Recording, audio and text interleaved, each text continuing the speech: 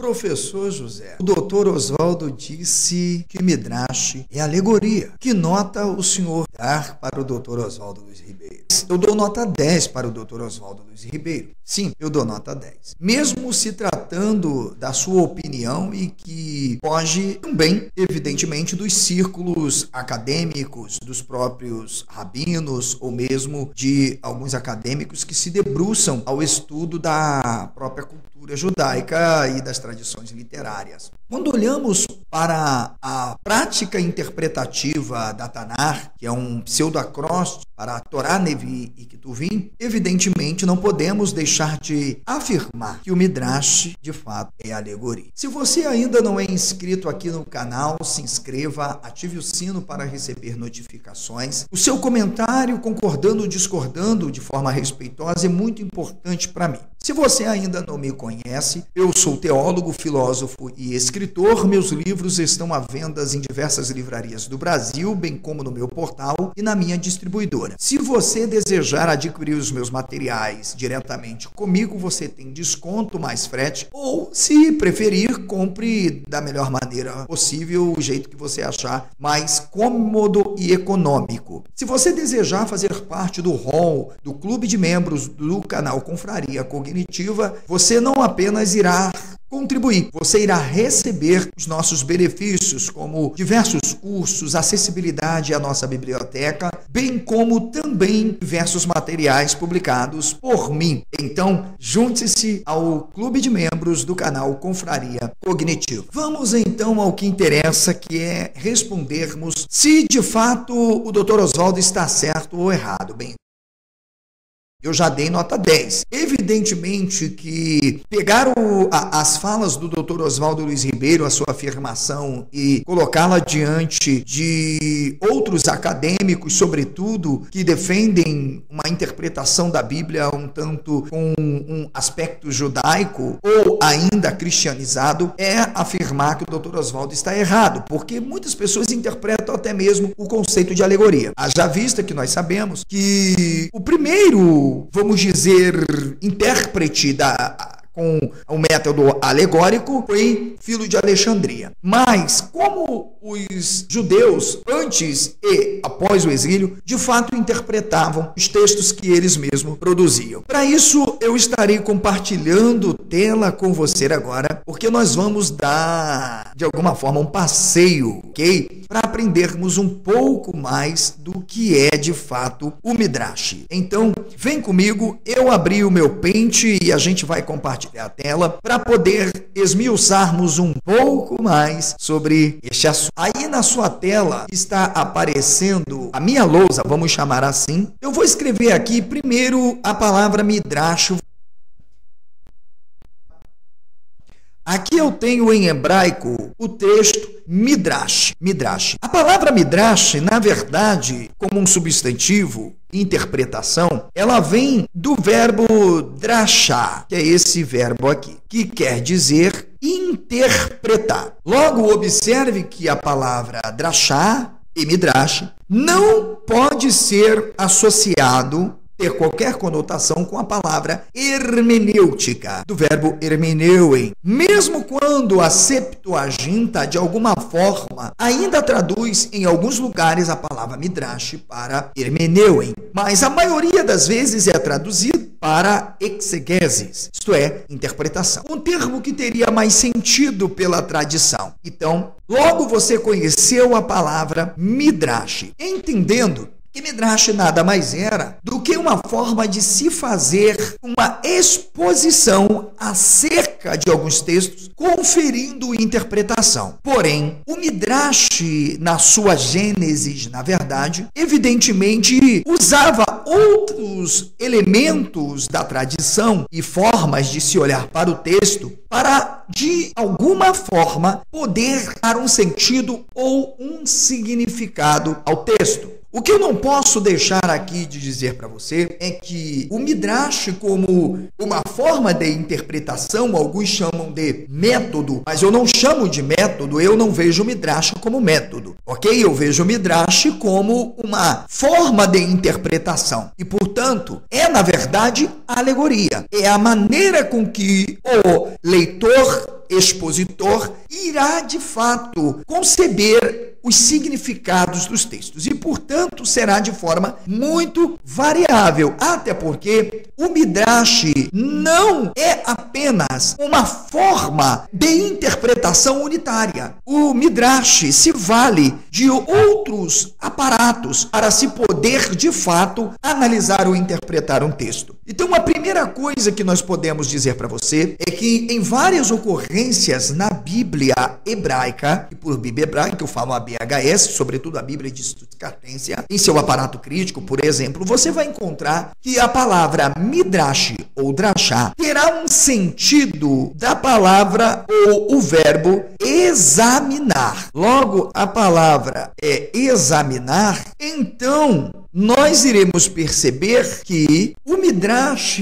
exigia uma forma cuidosa, detalhada e minuciosa de perquirição sobre um objeto ou alguma coisa. Eu vou te dar um exemplo. Um profeta chamado Micaías, ou Mica, quando foi convidado por Josafá e Acabe para prestar um relatório se eles iriam ou não para uma guerra, o profeta disse que iria examinar o Senhor. Ele usou o verbo drachar, consultar. Logo se percebe que a palavra midrash tem um sentido de examinar e, portanto, não se pode conceber diretamente um conceito de que, pelo fato de entendermos que o Midrash é alegoria, não concebermos que essa alegorização era feito de maneira perquiricional, onde o rabino, o profeta, o editor, o redator, se debruçava para, de alguma forma, tentar conceber uma ideia, um significado ou um sentido maior e mais exato da coisa. Portanto, o Midrash não operava na tradição de forma comum. E a maior prova disso é que os essênios, após o exílio, que adotaram corretamente o Dr. Oswaldo o método alegórico de interpretação, passaram a cunhar uma maneira de interpretação que fez parte e hoje integra um método utilizado de interpretação da Tanakh, seja com maior ou menor, vamos dizer, uso, mas alguns da tradição literária hebraica, isso durante séculos, adotaram esses chamados níveis de interpretação. Esses níveis de interpretação também formam um pseudoacróstico da palavra pardes, que por sua vez é também um pseudoacróstico para algumas palavras do hebraico. Esse pei da palavra pardes forma a palavra pshat. Eu vou colocar a transliteração aqui, pshat, ok? Não vai sair tão certinho, mas é só para você entender. Pshat. O resh aqui vem da palavra remes, ok? Da palavra remes. O dalet, por sua vez, da palavra drachá. Vem aqui da palavra drachá, do verbo drachá. Ok? Vamos colocar aqui drachá assim. E o samer, ou samek, da palavra sodi. Sodi. Ora, então você tem aqui 4 níveis de interpretação utilizados pela tradição judaica e que, por sua vez e consequência, formam o Midrash, pessoal. Formam o Midrash, ok? Formam o Midrash. Portanto, ainda que dentro da tradição hebraica, alguns adotem um ou outro método, ou 2, 3 métodos, ou 4 dos métodos para interpretar, o Midrash não deixa, de alguma forma, ser um método alegórico. Porque mesmo o Pshat, que procura interpretar o texto de forma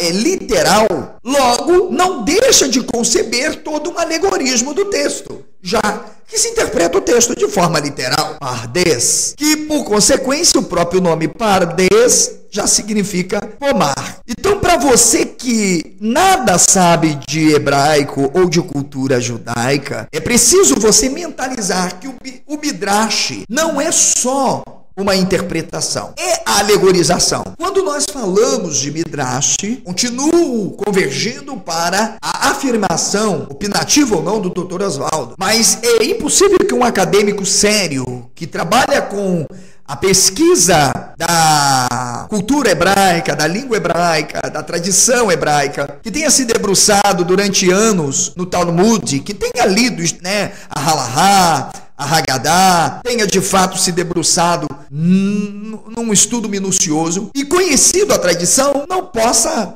afirmar que o Midrash não seja alegoria. E veja, o Midrash ele é algo tão presente antes do primeiro século que o próprio Novo Testamento nada mais é do que um processo. Quem lê o Novo Testamento, mesmo não sendo biografias ou histórias, e não vê Midrash, aí eu desculpo se o Dr. Oswaldo discordar disso, também não está sendo honesto. Não estou dizendo que o Dr. Oswaldo discorde, porque o Novo Testamento, intencionalmente, se percebe que é Midrash, ao ponto de se evocar na construção teológica o Antigo Testamento, os escritos, toda uma alegorização, como a traição de Judas, o José de Arimateia, sabe? Todo tipo de coisa que se vê são midrashos dentro da perspectiva e utilizado por quem sabia fazer midrash. Eu não vou nem dizer que Joséfo esteja por aí, mas para quem sabe ler, o pingo é letra.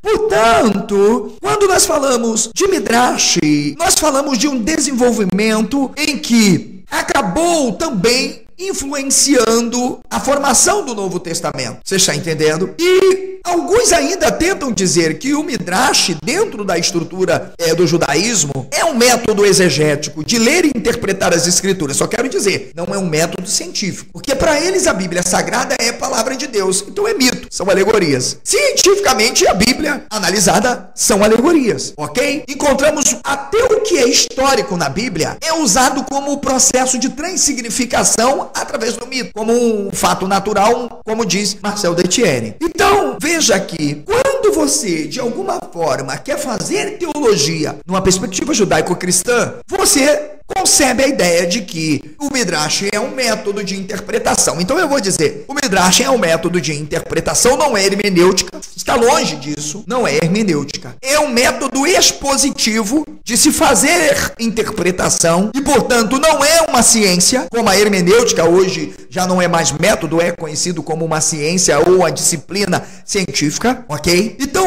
a formação dos textos do Novo Testamento e a interpretação, como nós vemos, estão dentro dessa estrutura de procedimentos das tradições exegéticas, que alguns tentam afirmar, como alguns autores, eu não vou nem citar nomes aqui, tentam ainda defender que é uma hermenêutica judaica. O problema é que quando você vai para a leitura do que é Midrash dentro do Antigo Testamento, você não encontra a ideia de hermenêutica, mas de exegese. Não é hermeneuem. Significa, se é um exame de fato acuidoso e não a mera exposição, é hermeneuem e não Midrash. Tá entendendo? Não é Midrash. E o mais interessante é que a Pontifícia Universidade, com a Pontifícia Comissão Bíblica, PCB, lá em 2002, lançou vários tomos, entre eles o 153, que é um livrinho desse tamanho, em torno de 100 páginas no máximo. Eu não lembro a página, e olha que eu sou de guardar, em que ela defende o método histórico crítico como um método científico de análise da Bíblia indispensável.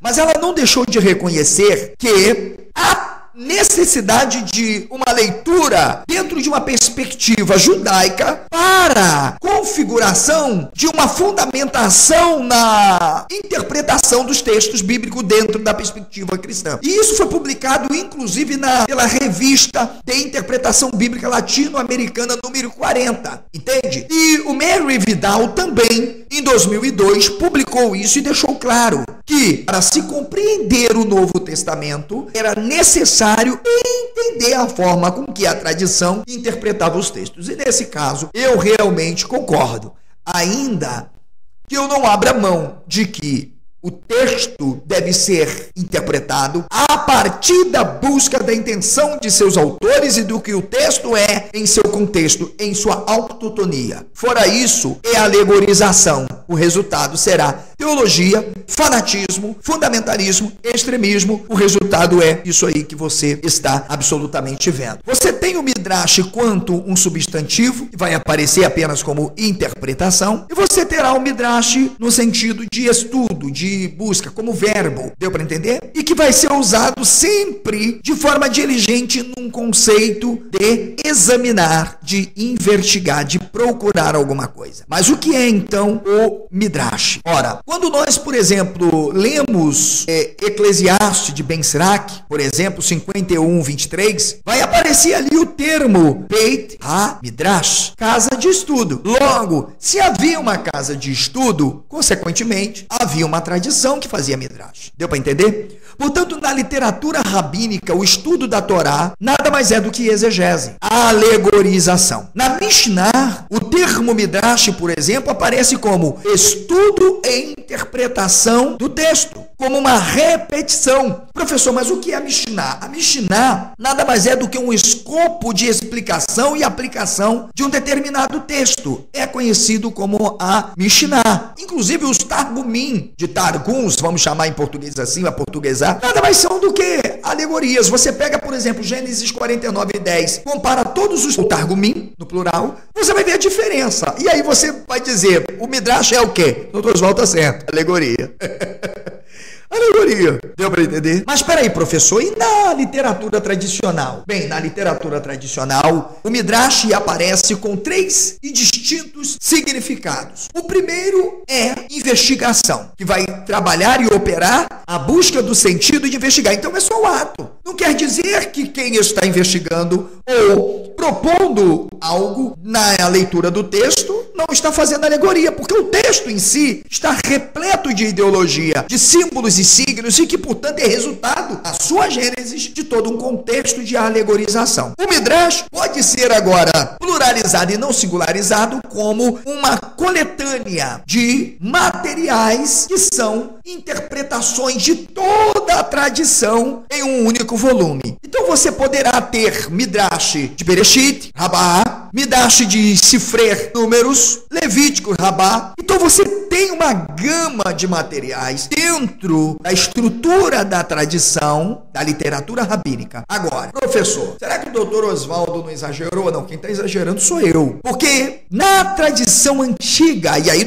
disso o doutor Oswaldo entende muito, o Midrash ele era compreendido como exegese e muito pouco como hermenêutica. O Midrash é exegese. Porque eu não posso dizer que hermenêutica, que é um sentido que nós temos ainda que o termo seja grego e não tem nada a ver com o hebraico, que tinha um sentido de mensagem, de interpretação e decodificação das mensagens dos deuses, mas cientificamente, dentro do bojo da academia, hermenêutica já não é mais um método, é considerada uma ciência a partir do giro hermenêutico do século XX. Deu para entender? Aliás, vamos começar no século XIX com o Russell, com a fenomenologia, e a partir daí o homem enquanto sujeito vai ser agora objeto de estudo hermenêutico e, portanto, a hermenêutica passa a ser, evidentemente, uma ciência a partir do que se depreende de compreensão. Mas há quem diga que o Midrash é hermenêutica, porque, segundo eles, utiliza técnicas de procedimentos determinados. Ah, tá de brincadeira. Midrash é teologização, Midrash é alegorização, Midrash é desmitologização e mitologização ao mesmo tempo. Me poupe. Então, partindo da ideia de que a Torá nada mais tem,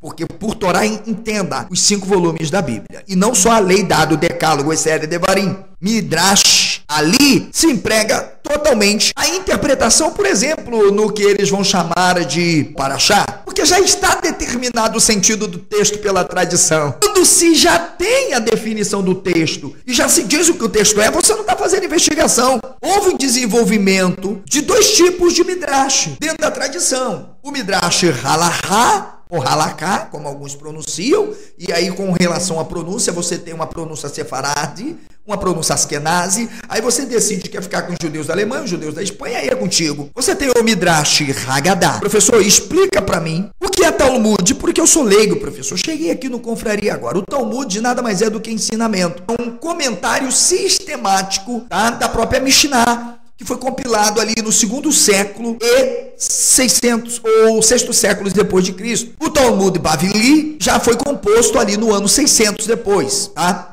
Então é isso que você tem. Não podemos deixar de dizer, portanto, mesmo para a tradição, alguns autores que eu deixarei na descrição, compreendem que a exegese no que diz respeito ao próprio Midrash é uma aplicação de diversos gêneros literários e, portanto, hagáticos e, portanto, correto, doutor Oswaldo, alegoria. Tá dando para entender? Então você tem os Midrashim, Al-Metilta, de Êxodo, Sifrá, Levítico, Sifré, Números e Deuteronômio, como a própria Mishnah ou Mishnat Sofeta, na época mais tardia do Talmudim, ou em que esses Talmudes estão sendo feitos. A Halahá vem da palavra halak, do verbo halar, significa andar, caminhar. Então, a Halahá ou halahá significa nada mais do que uma interpretação, correto, doutor Oswaldo, midrástica, que consiste em extrair uma norma legal a partir de uma citação das Escrituras, e mesmo quando essa mesma norma esteja permeada de toda uma alegorização. E eu vou dizer por quê.